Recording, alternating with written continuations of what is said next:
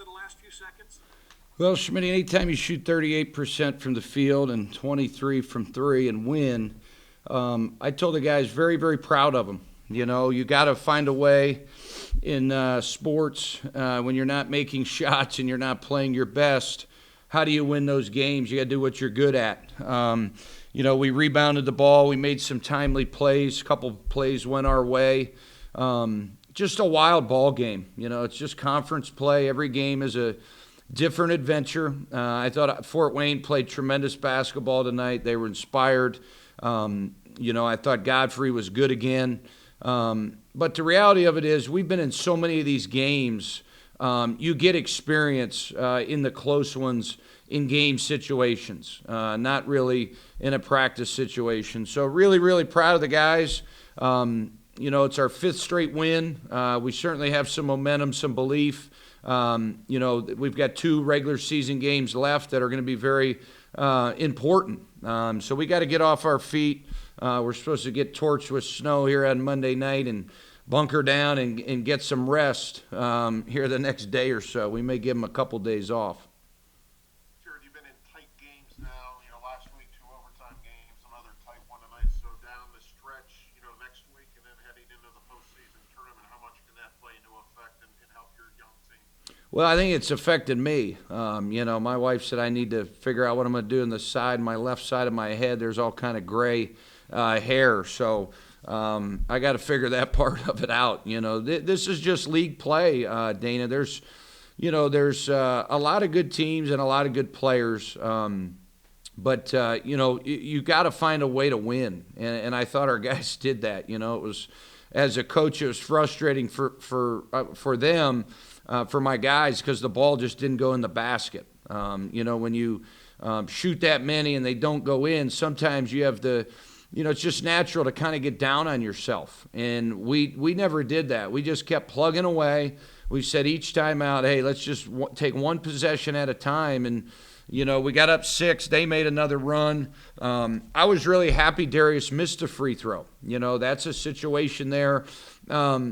It's 1.4 on the clock. They put some more time than we anticipated. If he had made that free throw, now they get to take it the full length, inbound the ball. Now we got to make another, you know, another situation comes up. So I was really happy he missed a free throw. It's harder to launch it after a missed shot. And I was going to tell him to miss it, but I did not. And just a wild game. It was crazy. Steps up for you today, good coach. You know, he's played as well as anybody in this league, and again showed why, you know, he's really, you know, had a great senior season for you and really picked up some of the other guys today. He did. You know, Mike was a goose egg today. Akuche, he was so good yesterday. Goes for 24 and 13, and we probably did a really bad job of getting the ball. You know, I looked at the stat sheet after the game. He only had 3 shots. We got to get him the ball. That's coaching. I'll take the blame for that. But Naz has been tremendous, Schmidt, to answer your question and not be on a rant. The kid's a warrior. He's a beast. He plays hard. You know, I can't say good enough things about Naz Bahan. And he drove the ball, finished plays. You know, half the time he's playing against bigger, longer guys. But he's tougher than everybody, you know, and just plays really hard. And, you know, I think the guy nobody's talking about enough is Garrett Covington. This kid has been tremendous. He's gets you 18 yesterday, 16 tonight, really figuring it out offensively. You know, he's done a really, really good job here of late scoring the ball and just being engaged in the entire 40 minutes. Sure, just to follow up, has Nas kind of elevated to one of the premier players in this league? Probably doesn't get the notoriety he deserves, but, you know, we see him, you see him every day, we see him, you know, every week. Yeah, Dana, I think he's very, very deserving of a first-team All-League player. You know, I really do. I hope he gets that honor. I think it's long overdue. I thought last year he should have been an all-league player. You know, we're not allowed to vote for our guys. So I hope, you know, the guys on here, this call that have votes, you know, put him on there because he deserves it. You know, night in and night out, he's been tremendous. Tremendous in the classroom, too. He's just a great person. Really, really developed as a leader. And, yeah, I hope he gets it because if I had a vote, he'd be right at the top of the list. after missing a pair of games, it seemed like Shamar had a couple of really good games this weekend. How has he kind of matured as a freshman here? He was tremendous all weekend. I coach the point guards. Every coach on our staff has positions.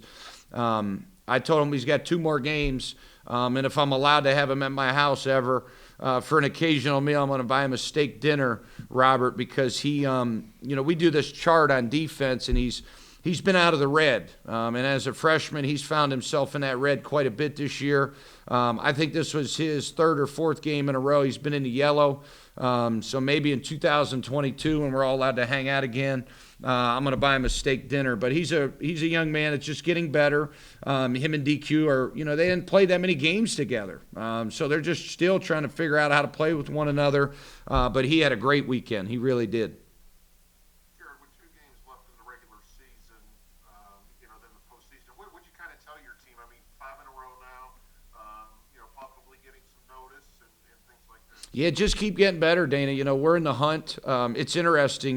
We went to a formula that calculates week to week these formulas. Rob Schmidt does a great job of hopefully his math was right last night, and I'll be anxiously waiting to see the results. There's about 4 or 5 teams still battling going into the final weekend for that 3rd and 4th spot. Every game becomes more and more important every day. Staying COVID-free, doing what you're supposed to do, staying injury-free, all this is why these kids play Division I college basketball with a chance to play in the conference tournament and play for an NCAA tournament. So we're right in the hunt. We're a couple games away, and hopefully we're there. But I think more importantly than getting the top 4 seed is playing good basketball and finding ways to win. And that's what this team is doing here down the stretch. We've been through a lot, with basically sitting out in November, having no practices, having all these guys get injured. It's so unfortunate, DQ and Jameer and Grayson. I think it speaks volumes about our culture and our players, how they've stuck together and found a way to win 5 games and are playing really good basketball at the most important time.